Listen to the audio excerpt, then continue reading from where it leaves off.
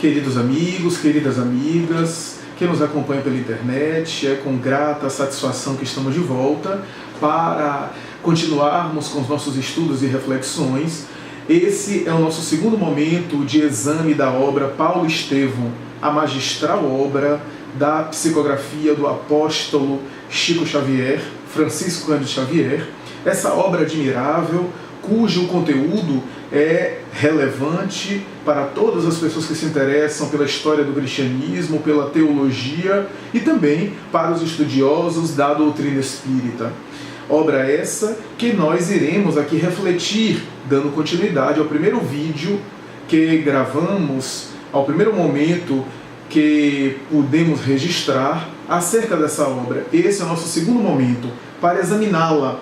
No momento atual, iremos, nesse episódio, nesse momento, examinar o prefácio da obra. Como toda obra é uma obra-prima, como em todo livro existe todo um conteúdo relevante, não poderíamos deixar de fazer uma avaliação, uma análise sobre o prefácio, porque os prefácios de Emmanuel são magistrais, de uma beleza, de uma profundidade, de um conteúdo relevante, onde ele antecipa, em síntese, o que é que vai acontecer nas obras. É por essa razão que o grande mentor de Chico Xavier fez o prefácio de todas as obras da coleção, por exemplo, de André Luiz, psicografada por Chico Xavier.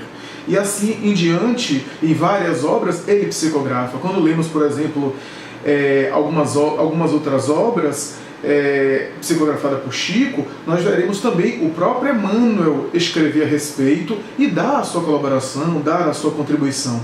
Então, naturalmente que não poderíamos deixar de considerar o seu prefácio. O título do prefácio se chama Breve Notícia. E Emmanuel começa o prefácio, não leremos o prefácio aqui, porque o nosso querido amigo e querida amiga que nos acompanha pode compulsá-lo, pode lê-lo, pode ter acesso a ele graças à obra. O prefácio é magistral, é de uma beleza, de uma linguagem elevada, onde ele vai dar uma ideia do escopo, do objetivo principal da obra. Então não iremos ler o prefácio, porque podemos naturalmente que acessá-lo, mas iremos fazer aqui um breve análise, um breve resumo e algumas considerações sobre o prefácio. Emmanuel começa o prefácio fazendo uma consideração a respeito dos vários trabalhos e obras que existem a respeito do apóstolo Paulo. E ele começa o prefácio fazendo uma pergunta: é justo mais uma obra sobre o grande apóstolo dos gentios, o grande divulgador do cristianismo primitivo? Qual é o objetivo de mais uma obra?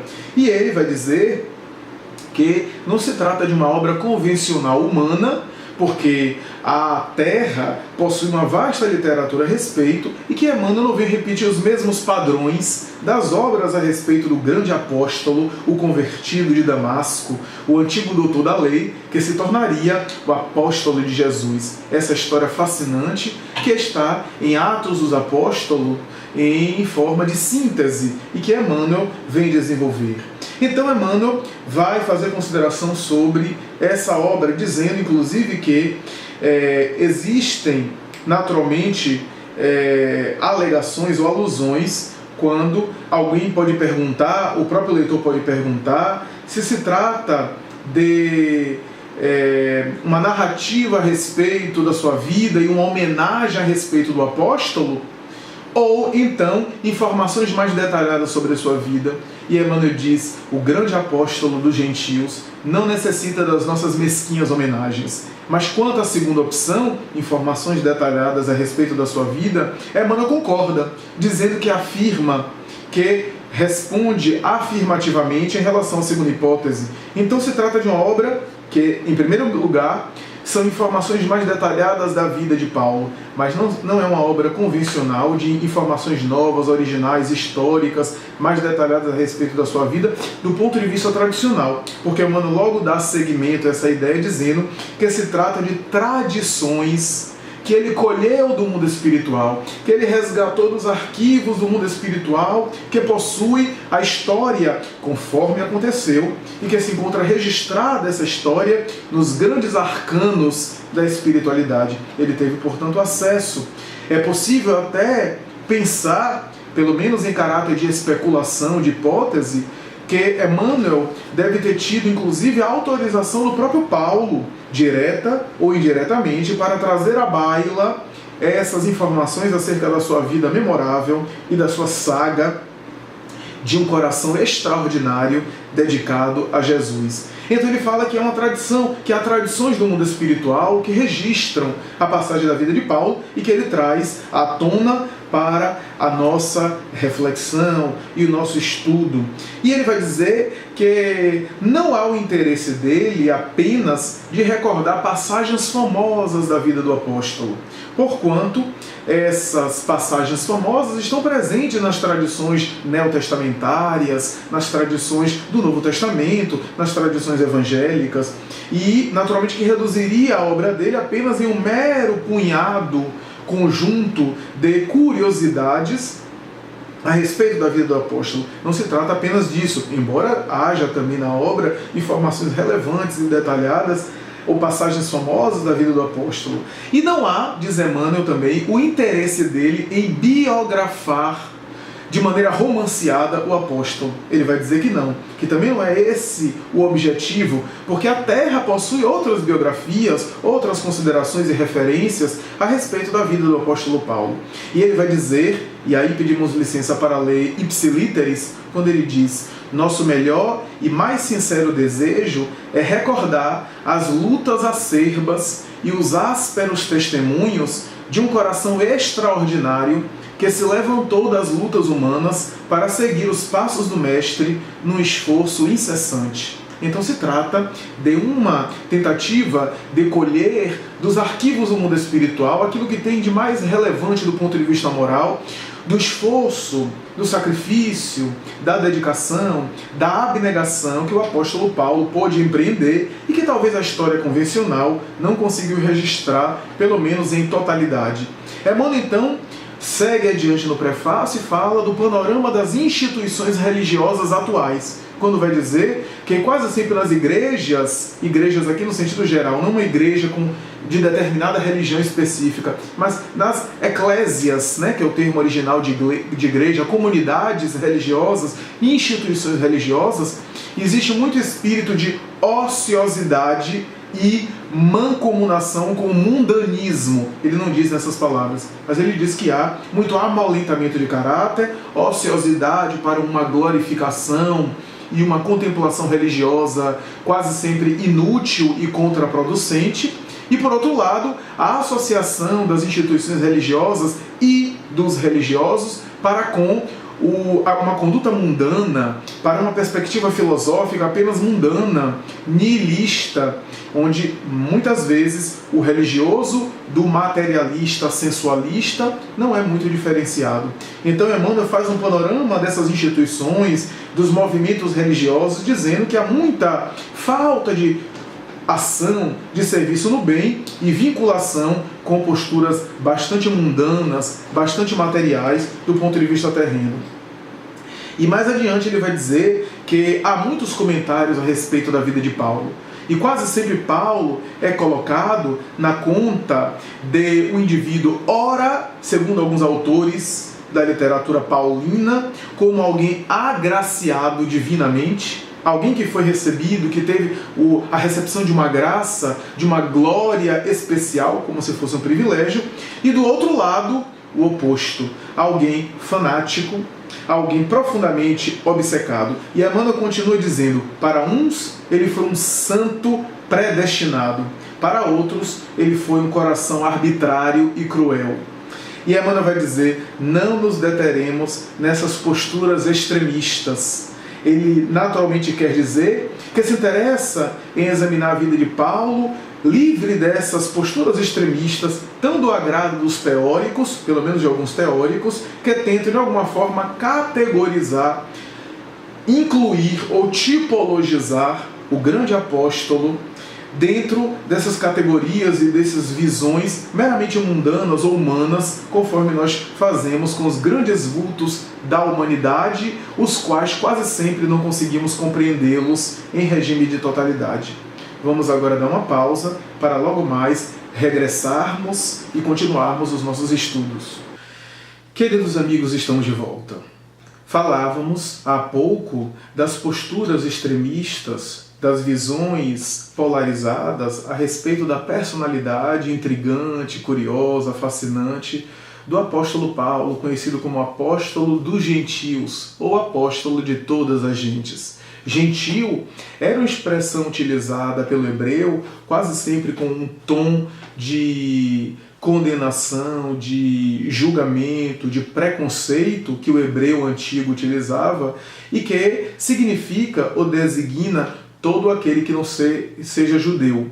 Todo aquele que não é judeu era considerado gentil, que era considerado uma pessoa pertencente de outra raça e que, portanto, não pertencia ao culto de Israel, portanto, não era filho de Yahvé, segundo os padrões éticos mais rígidos da doutrina mosaica, da doutrina do judaísmo, não era considerado filho da própria religião e era considerado como sendo alguém excluído e alguém inferior, quase sempre associado a alguém que era exprobrado ou pelo menos rejeitado na sociedade da época, principalmente em Israel. Então, o apóstolo Paulo é considerado o apóstolo dos gentios, aquele que levou a doutrina cristã, historicamente, para todas as gentes, liberando-a dos territórios da antiga Palestina.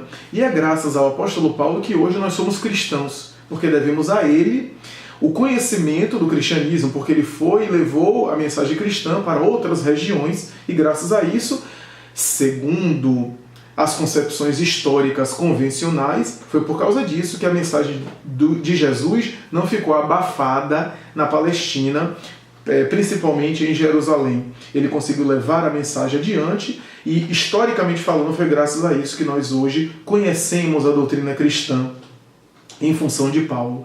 Emmanuel, então, faz explicações e vai dizer que não se detém em uma postura extremista, nem foi um santo predestinado, nem um coração arbitrário e cruel, nem foi alguém que era agraciado divino, nem foi um coração ressequido e fanático.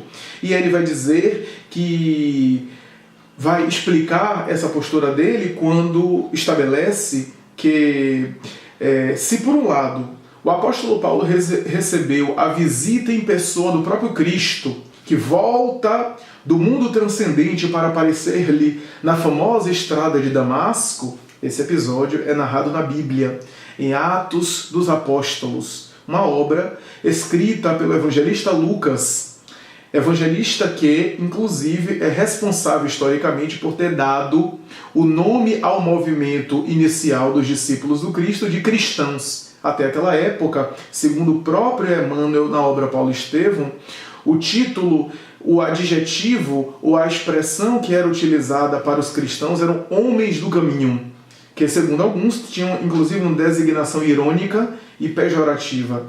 A partir de Lucas, foi Lucas quem deu, segundo Emmanuel, o nome de cristãos ao movimento de pessoas que seguiam Cristo. E ele escreve Atos dos Apóstolos para falar a respeito da saga dos apóstolos de Jesus após a crucificação dele. É uma obra importantíssima da cristandade no mundo inteiro, na história da cristandade, e todas as doutrinas religiosas que se derivaram do cristianismo reverenciam os Atos dos Apóstolos como uma obra magistral. Emmanuel, então, vai trazer informações que já está em Atos dos Apóstolos, mas vai esmiuçá-las, desdobrá-las, entrar em minudências daquilo que em Atos dos Apóstolos está em síntese de maneira muito rápida. E já está em Atos dos Apóstolos a visão que Paulo teve em Damasco, quando, chegando próximo da cidade, vamos explicar mais tarde, em outro momento, o contexto de tudo isso. Antes de ser Paulo, ele era Saulo, mas chegando na estrada de Damasco, ele tem uma visão impactante, que falo-á tombar do animal sobre o qual ele estava montado, ao lado de alguns amigos, e começa a gritar, inclusive a entrar em uma espécie de choque emocional, em que visualiza a figura transcendente do Cristo, que parece, segundo a expressão de Emmanuel, rasgar o céu e descer na sua direção. E dizer-lhe de maneira doce, suave, inesquecível: Saulo, Saulo, por que me persegues? Quem és tu? Disse ele. Eu sou Jesus, aquele a quem tu persegues. Emmanuel vai dizendo no prefácio o seguinte: se é verdade que Jesus apareceu a ele na estrada de Damasco, No entanto, advertiu a ele que aquilo não era uma graça divina, advertiu a ele o quanto ele deveria sofrer por amor ao nome do Cristo, a fim de poder mais tarde merecer a pábula da glória, a palma da vitória. Então, Emmanuel vai dizer, se Paulo recebeu o convite do Cristo em Damasco, quem de nós que não tem o seu convite? Quem de nós que não é convidado por Jesus em algum momento? Quem de nós que recebe o convite? As formas, diz Emmanuel, variam ao infinito. Os meios pelos quais Jesus nos convida à sublimação de sentimentos, à iluminação de consciências, à transformação de conduta para melhor, varia ao infinito. Mas a essência, o objetivo, o convite é o mesmo. E se Saulo recebeu pessoalmente a presença do Cristo, não deixou de pagar um preço muito alto em função da responsabilidade que ele tinha agora em face da consciência que ele possuía, a fim de poder resgatar os equívocos que até então, aquele momento, ele havia praticado, ele havia desencadeado, inclusive crimes cruéis, os quais nós iremos comentar em outro momento. Em verdade, diz Emmanuel ainda no prefácio, no momento em que Jesus aparece a Saulo, diz Emmanuel, Saulo tateia nas sombras diante da divina claridade do Cristo, e entre ele e o Mestre havia um abismo gigantesco que ele soube transpor e ultrapassar ao longo dos anos. Essa é uma colocação que nos admira em Emmanuel, com a sua grandeza poética, com seu estilo clássico especial. Ele nos traz e nos faz mergulhar na obra para entendermos a saga do apóstolo Paulo de maneira extraordinária. Paulo, para alguns, é considerado o primeiro teólogo do cristianismo primitivo, o primeiro teólogo da história do cristianismo, porque é por primeira vez que Paulo, através das suas cartas famosas, que também estão no Novo Testamento, faz interpretações e conjecturas e análise a respeito das lições de Jesus. É considerado, portanto, historicamente, o primeiro teólogo magistral, aliás. E Emmanuel segue adiante no prefácio dizendo que o objetivo especial de Emmanuel, o enfoque, o escopo principal da obra é que escapa à primeira vista aos olhos mais superficiais, a uma visão mais rasa a respeito do livro, quando ele vai dizer que quer chamar a atenção do leitor, que conhece, que pode até conhecer a história de Saulo, Paulo, pela tradição oficial e pelas informações tradicionais do Novo Testamento, das doutrinas religiosas e tradicionais ortodoxas do mundo inteiro que falam da saga do apóstolo em função das tradições bíblicas. Ele vai dizer que quer chamar a atenção para algo que talvez nas tradições convencionais não se tenha essa ideia, que é Paulo não foi Paulo de maneira isolada, que Paulo não estava isolado no mundo, que Paulo alcançou a sua saga de grande iluminado, alcançou essa tarefa iluminativa e, de alguma forma, alcançou a abnegação pelas virtudes que ele conquistou, não de maneira isolada. E aí, Emmanuel vai fazer uma referência a Estevão. Estevão, o primeiro mártir do cristianismo primitivo, que está presente no Novo Testamento, mas há uma passagem muito rápida, Estevão, uma menção muito rápida, quando ele é apedrejado, e os Atos dos Apóstolos coloca que ele é apedrejado, que Saulo, um fariseu, está presente, e que eu acompanho no seu apedrejamento, sem entrar em minudências. Emmanuel explica os meandros, explica os detalhes dessa saga, e vai chegar a dizer que a influência de Estevão é muito maior do que nós imaginamos. Nós iremos ler esse trecho para depois comentar. Vai dizer Emmanuel, sem Estevão não teríamos Paulo de Tarso. O grande mártir do cristianismo nascente alcançou influência muito mais vasta na experiência paulina do que poderíamos imaginar tão só pelos textos conhecidos nos estudos terrestres. Então a influência de Estevão é extraordinária. E Emmanuel segue dizendo, queremos chamar a atenção para a lei de cooperação, que é uma das leis do universo, a lei de cooperação. Porque, em verdade, havia um vínculo que, graças ao sacrifício e à morte de Estevão, despertou o futuro apóstolo Paulo. E esse vínculo continuou do além, quando Estevão, no mundo transcendente, continuaria ajudando o grande apóstolo agora do mundo espiritual para a terra em uma extraordinária parceria, em uma extraordinária dupla. Emmanuel, então, finaliza o seu prefácio dizendo que quer chamar atenção a respeito da lei da cooperação. Afinal, a lei da cooperação é uma das leis do universo, já que sem cooperação não existe amor no universo. E o amor é a grande lei universal. Emmanuel finaliza então o prefácio falando dos possíveis críticos que eventualmente poderiam criticar a sua obra. E ele vai dizer que aqueles que sinceramente querem estudar a obra e querem encontrar algum erro de criatura falível que que ele aceita de bom grado. Mas ao pedantismo dogmático, diz ele apenas responderia que a letra mata, mas o espírito vivifica. Bem, amigos, ficamos por aqui. A respeito dessa análise do livro Paulo Estevão, nos envie e-mails, comentários e até a próxima, se Deus quiser.